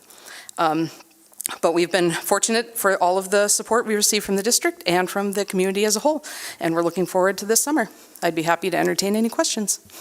Questions for Ms. Peterson? Dr. Lund? Is the reason for using Sharon Lutheran, is that because of construction? The summer school, yep, summer school at Red River. Okay, thank you. Yep. Other questions? Ms. Flynn? I noticed that there's just one small conflict with timing of some of SPA and summer school. Oh, yes. So, for example, like middle school, there's only one section. Correct. But middle school, summer school runs simultaneously to that time. So have you guys heard anything about, well, I wish I could do SPA, but I'm taking summer school, or I wish I could do summer school, but I really want to do SPA, or anything? I have not. Okay. We've had a few people that, it happens with some of the elementary sessions too, and unfortunately then the sessions that they want to get into unfortunately have filled because they're the first to fill. But middle school is kind of the tricky one because that's the time and the location that's worked for us for the longest. And so we're not in a position to add another section of it. And then the staff that runs our middle school program is also the high school staff in the afternoon that do the productions. And so we'd have to hire a whole new staff to do it at a separate location, unfortunately. Other questions? Thank you. Thank you. Got all the way through the batting order. What's the score? Well, I don't remember how many they were, but they all won. The administrative approval, the administrative recommendation is to approve this summer school programming as presented this evening, so I would seek that motion. It's been moved by Mr. Clevin. Is there a second? A second by Dr. Hodek. Any discussion? Yes, one thing, Dr. Lund? Just a quick, stupid question. I've only been on the board for 25 years, but why is this coming to the board for approval now? There's no budget attached to it or anything like that. Are we actually going to vote no on programs that all the experts have decided? I thought of it as they're presenting, it's like there's no budget attached. Just why is it coming here? So whenever we have a summer school program that we offer within our school system, we have to fill out what's called an MISO 3 or a summer school approval through DPI. And through that, on the report, it has to be school board approved in order to offer that. Yep, correct. So it's one of the requirements that we need to do to offer the programming within our district. Other questions? Ms. Flynn? So then why do we have registration open before it's approved? Like, shouldn't this be earlier then? Fair point. Yeah. But it's one of those steps that we go through relative to making sure we've crossed those T's and dotted those I's in the anticipation that the board would approve that. So, Other questions? There is a motion on the floor to approve the summer school programming as presented. Any further discussion? We'll take a roll call vote. Larson is absent. Palmasino? Yes. Clevin? Yes. Lund? Yes. Manley? Yes. Anderson? Yes. Hodak? Yes. Flynn? Yes. Berger? Yes. 8 yes, 0 no, 1 absent. Motion passes. 6D, Finance Committee report with consideration I know Mr. Palmasino chaired this last meeting. I'm not sure if you or Brandon Bombach is going to lead this off. Yes, thank you. President Berger, members of the board, happy to introduce this. There were 2 items discussed at the Finance Committee on April 16th. The first is really about strategic and anticipated projects. It was a good conversation, kind of a broad conversation taking place, addressing some of the facility assessment that Jonathan and his team had undergone to this point related to HVAC, safety, envelope improvements, different interior finishes, roofing, and plumbing. It came into context during that conversation just to sort through some of those priorities, and they were bucketed as such. But I would consider that was really just the first or ongoing broad conversation that'll continue at both Finance Committee and Facilities Committee with a goal of informing a long-term facilities plan, something in the fall of this year, but really to put that into a document and a focus that would be renewed and revisited each year a little bit further. So that was the first item. The second item, we spent a little bit of time hearing from Brian Opsahl. He's with Brady March Associates. He had helped lead the this year or last fiscal year 24. And sorry, I meant to point out these audited financial statements is on a separate cover memo, so just after the meeting minutes. And so he took us through a presentation of the audited financials for both School District 1 and Grand Forks Air Force Base Public School District 140. So in your packet, you'll have a long list of electronic pages to include both of those audited financial statements as well as the management reports. Tonight, we're joined again by Brian Opsahl, who will take us through the presentation of those documents. And at the end, of course, he'll be available for any questions, as will I.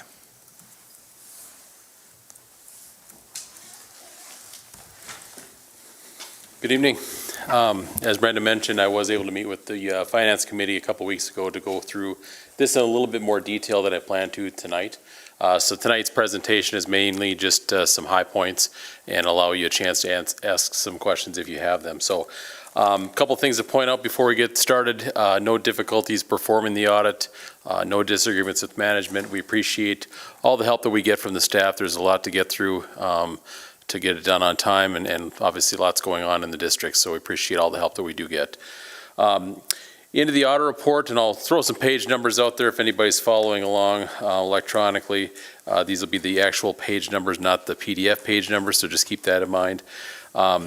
When we get into the audit report, pages 2 through 5, within District Number 1 is the independent auditor's report, which is where we've issued an unmodified opinion on the financial statements. That is considered a good or a clean opinion, that the financial statements are fairly stated in accordance with generally accepted accounting principles. It is management's responsibility for all of the numbers and the footnotes within these financial statements. And then our responsibility as auditors to ensure that they're reasonably stated, and that's what our opinion is stating. So once again, a good opinion. The second section of the report is known as management's discussion and analysis and runs through pages 6 through 12. This section is probably the easiest read if you're looking for just a snapshot of the year.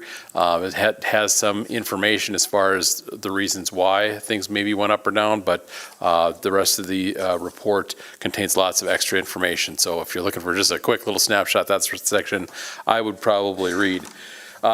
Pages 15 and 17, then this is where we get into your balance sheet and income statement. The general fund ended with a fund balance at the end of June 30, 2024 of $11,431,131. The number above that, which is your unassigned fund balance, the unassigned basically means it's not restricted or earmarked for any other purpose. The balance was $10,285,051. One of the things we look at to determine health of the district is we take that number divided by your general fund expenditures. You're at 7.8% at the end of June 30, 2024. I'd like to see that probably 10 or more for sure.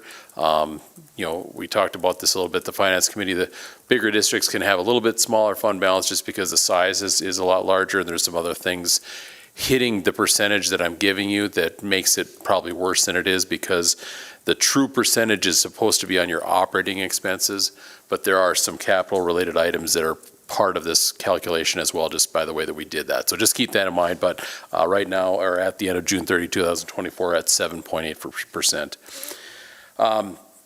All of the funds end with fund balances in the positive, so that's a good sign. Page 17 shows the changes within those funds. 3 lines from the bottom, you can see the general fund was down $570,564. We'll see how that compared to your budget here in a minute.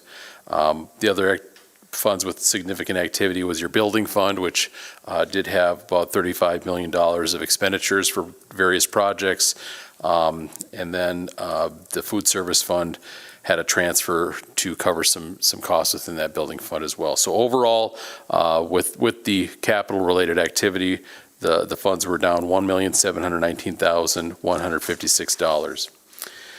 Page 52 of the financials then shows the budget to actual.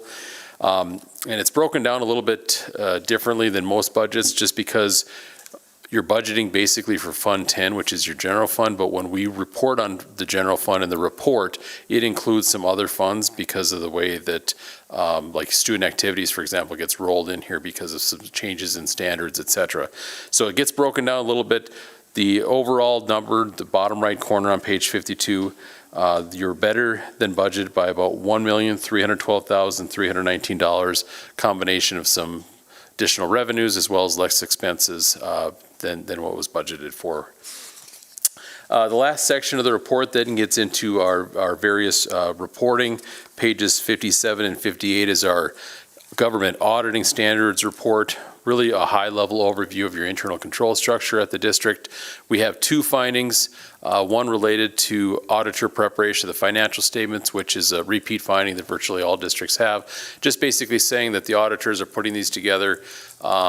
We do think that risk is mitigated by the fact that you review and approve these financial statements before they get issued, but there is a risk since we're the ones putting them together. And the other comment or finding that we had was related to adjusting journal entries.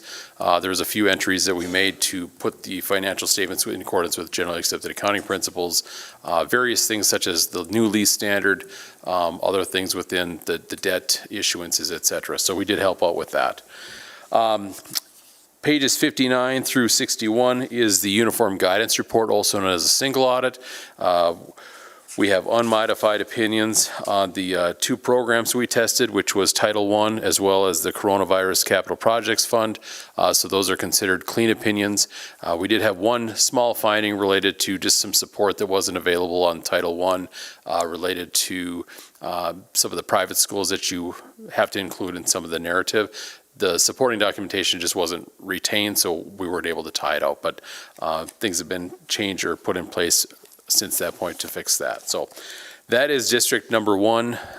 In a nutshell, does anybody have any questions on District Number 1 before I move on to District 140? Questions for Mr. Opsahl? Dr. Lund? Brandon, could you explain the Title I in the private schools, just so that the rest of the board knows, like we heard at the committee? Well, actually, I'd invite Matt to help out with that.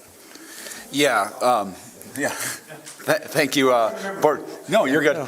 Thank you, Board Member Lund, members of the board. Really what it ties back to is a transition of multiple people in multiple positions, not having the materials carried over from years to year, as well as the transition of new administration at the public schools and their system not being able to go back to previous months to look at the free and reduced lunch numbers in previous months.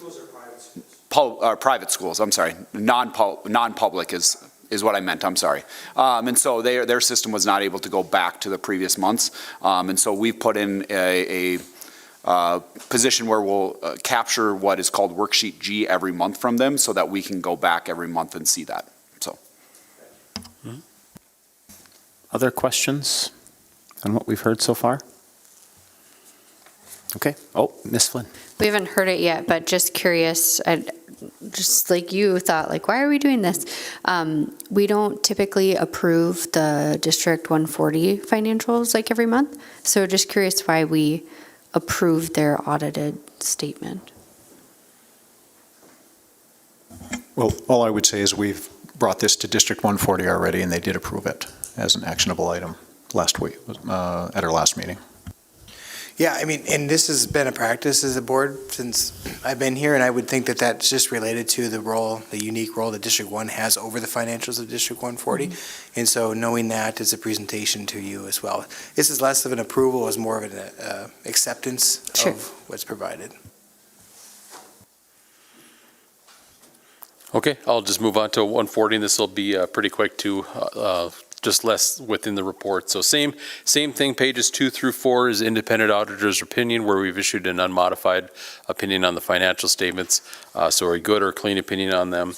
The second section, which is pages 5 through 9 in this report, is this management's discussion and analysis section of District 140.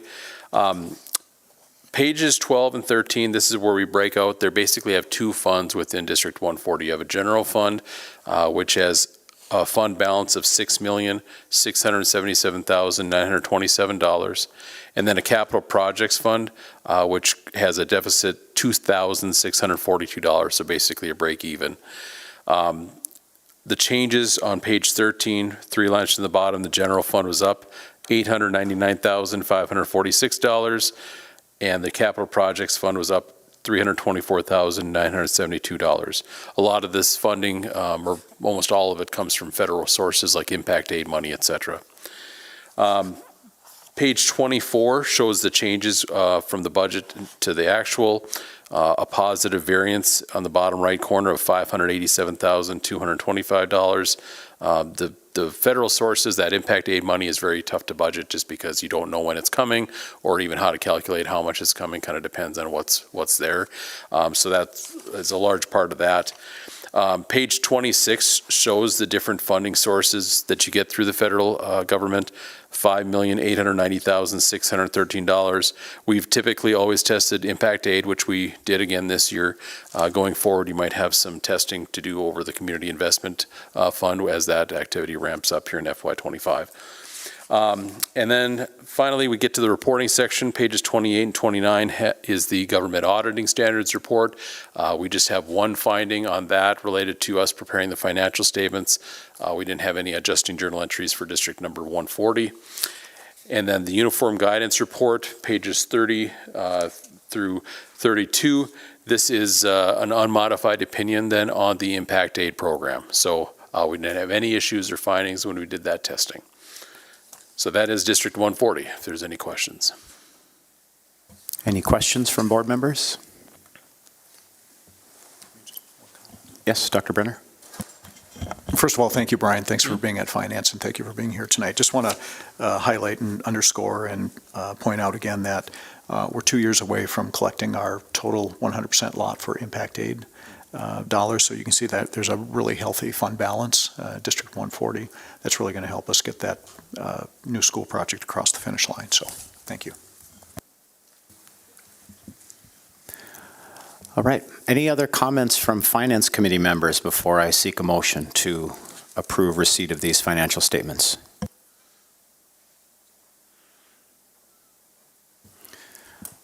All right. You can see here that Administration and Finance Committee recommendation is to receive the June 30th, 2024 financial statements for each district. I would seek a motion to approve receipt of these statements. It's been moved by Mr. Palmasino. Is there a second? A second by Dr. Lund. Any discussion? We'll take a roll call vote. Kleben? Yes. Manley? Yes. Hodak? Yes. Anderson? Yes. Flynn? Yes. Larson is absent. Lund? Yes. Palmasino? Yes. Berger? Yes. 8 yes, 0 no, 1 absent. Motion passes. Before we move on to 6E, just clarification, just because it was under action. So 6D1, the strategic and anticipated projects discussion. Anything else on that from Finance Committee members, or that was the consideration to go along with the action item? I just want to make sure we didn't. Yeah, I think ahead, what we please. just been working on is Jonathan's working on a report card on all our schools.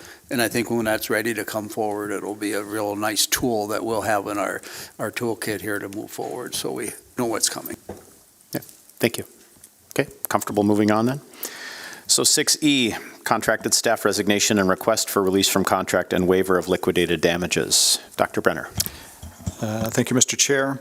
In front of you, you have a memo from me regarding Madeline Constein and her letter of resignation. She's a social studies teacher at Schrader Middle School. She's been there for the last 3 years, and she's resigned effectively last Friday due to her husband receiving military relocation orders that require them to move out of state immediately. She requests a waiver of the liquidated damages under policy DKBB because the military orders were received sooner than they originally thought would occur at the end of the school year. Reasons the board may grant a release from the contract are found in the regulation DKBB-BR. The administrative recommendation is to approve Madeline Constein's resignation effective last Friday and to waive the liquidated damages under policy DKBB. Thank you. Any questions for Dr. Brenner? Would seek a motion to approve Madeline Constein's resignation effective last Friday, April 25th, 2025, and to waive the liquidated damages under policy DKBB. I'll move to accept the recommendation. It's been moved by Mr. Clevin. Is there a second? I'll second. A second by Mr. Anderson. Any discussion? We'll take a roll call vote. Manley. Yes. Lund. Yes. Larson is absent. Palmasino. Yes. Hodak. Yes. Clevin. Yep. Flynn. Yes. Anderson. Yes. Berger. Yes. 8 yes, 0 no, 1 absent. Motion passes. 7A, announcements. Are there any announcements? Mr. Clevin. Oh, look, Dr. Lund, if you go first, please. Well, yours will surely be more exciting. Well, I just was going to remind board members that Grand Forks Central's National Technical Honor Society induction ceremony is not this Wednesday, but next Wednesday, May 7th at 5:30. I think they're good to go to and they're important to go to. They're really inspiring, just like some of the graduations. So if any of you have the opportunity to go, I'd appreciate going. I think they're very good. Yeah, thank you for that reminder. And now, Mr. Clevin, if you don't mind. All right. Mr. Palmasino and I attended the Local Government Affairs Committee meeting this afternoon at City Hall. And we will be at May 12th meeting, we will have the opportunity to review and take action on a tax incentive for an expansion at Cirrus Aircraft, or whatever their formal title is. They're asking for a 10-year incentive at 100% rate. So that'll come to us on the May 12th meeting. Couple highlights of that. It's about an $11 million expansion. It'll add some employees, like up to 5 is what they're predicting. In their grand scheme, it's the precursor project to larger expansions that will add more substantive numbers of employees, about 20 or 30 they're forecasting, and they think that'll be about 5 years from now. So that, again, that'll come to us for approval May 12. And then the other one that was just 5 were presented for just kind of information. One is that Agristo potato processing plant. They had some representatives there that just presented some high-level input on the project background. And then there's 4 commercial developments that will also be seeking various tax incentives. Those will come to us in anywhere from 2 to 5 months, because some of them have planning and zoning things they got to do for changes to planning and zoning, et cetera, so forth. And Agristo didn't really state a timeline other than sometime in June or July. So we'll have some pretty big projects to be reviewing here in the next 5 months or so. Thank you, Mr. Clevin. Dr. Lund. Just a clarifying question about that. When you say they'll be coming back on May 12th, is that to that committee or to the board? That'll come to us as a board. Okay, on May 12th, it'll come to the board. Correct. Okay, thank you. Other announcements? Board requests for future consideration? Anything from board members?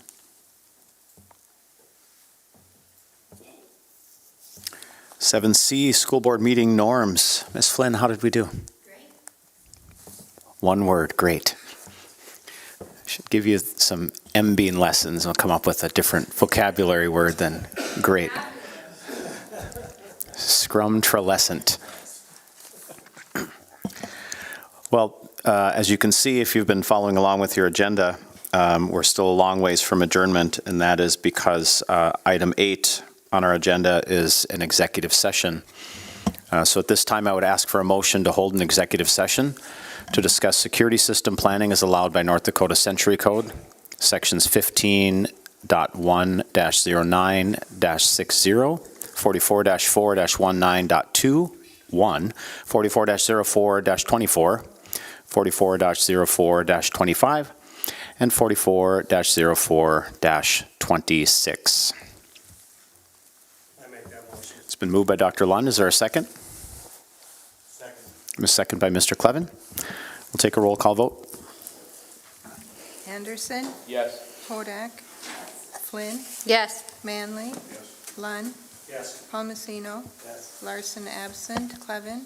Yes. Berger? Yes. 8 yes, 0 no, 1 absent. Motion passes. We'll now ask the members of the public who are attending the meeting to leave the room. If you're over 60, you get a bathroom break too. It's not what it says here. We anticipate adjourning the executive session and reconvening the open portion of the meeting at approximately 8:35 p.m., at which point we will recess to travel to Red River High School and reconvene the meeting there before adjourning. So evidently, we've got to wait for folks to shuffle around. But we'll start the recorder here momentarily.